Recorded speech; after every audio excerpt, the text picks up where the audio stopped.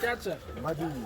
Madi hapa mpoza muriseko madi zvirizeizeiko ngoma kutaura chokwadi uyo anonzi Mazondo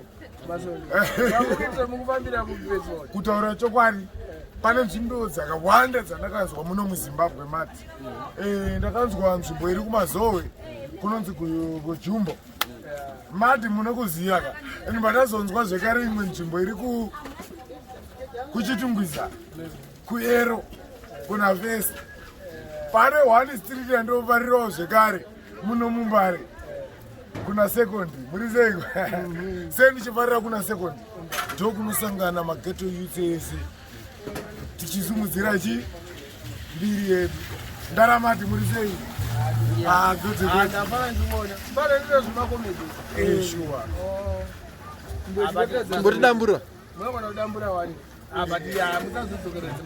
aiwa maya izvozvo zvakadhakwa zve tatore zvimwe zviri nani kutaura chokwadi mundaramati ndini wani murume akarora mukadzi akashata boys wambona munhu wechikadzi anoti magoita maziso akareya tidumbuzene nemateya gubhudende ndakamuitira vanhu vechikwereti ndikaona nemukadzi wangu yangu unondipa mari unotewa na bulazi wake wambona munhu wechikadzi akashata kunge shoko reru wese angomona nenge achingoti inga zvakaoma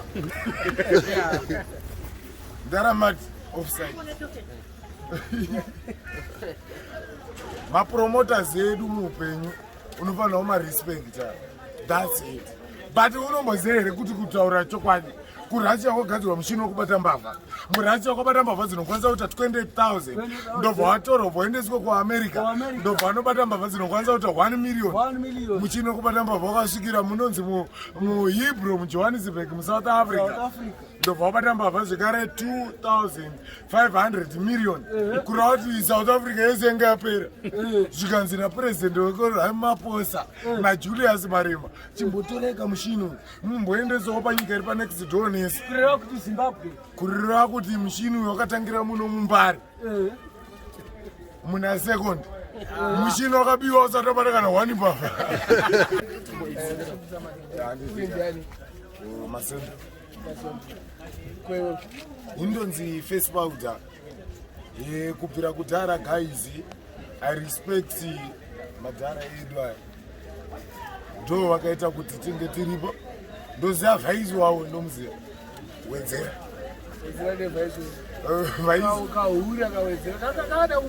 amaya kufamba here mba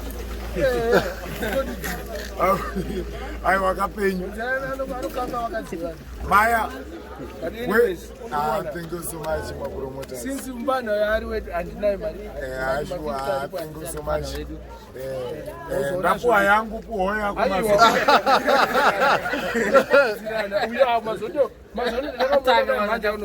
aiwa mataka umuona mai manje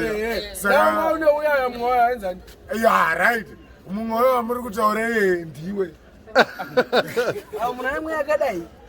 wana mwana maiso rekadei pam special thanks kumapromoters akanaka mwari ngaakuwedzere makomborero inoita iyoyo chova clash it out ona mwana mai ona minamata yawazi inokwanisa kuita mutumbi mutatu yekutendewo zvataitiwo nevanhu vasvino panyika dzese kuna ei america america api obviously mukomana wobhaka ari kupi si tapuone vamwe vedu vanotitsigirawo vari kusi unokuziva kuti kupi kucanada wana mwana mai vanhu vaiti hembe dzekupuwa dzifite haana kupitwa here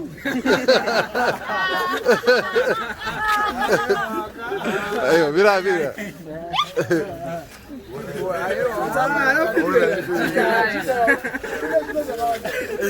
tichashaya here roa isi tichashaya here oye mapana stand by over wona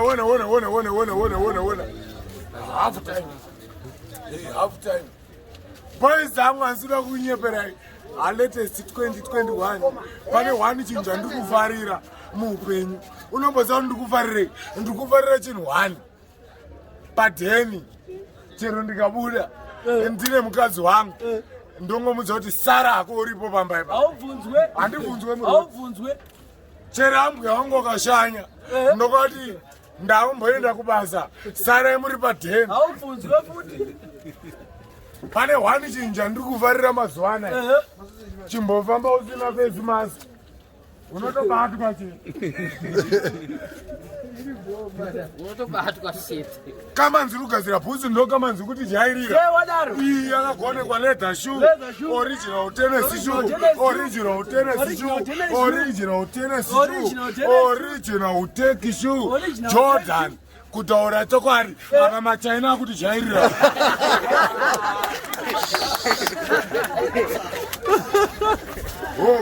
Kwanza wanasashitore.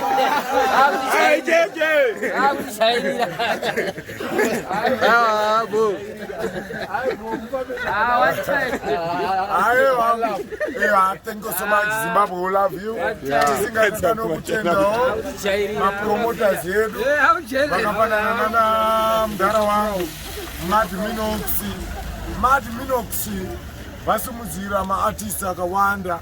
Nini wachona face pauta. Aiwa kutaura chokwadi. Munhu wese ane godo. Na Minox anonzi ane ice block.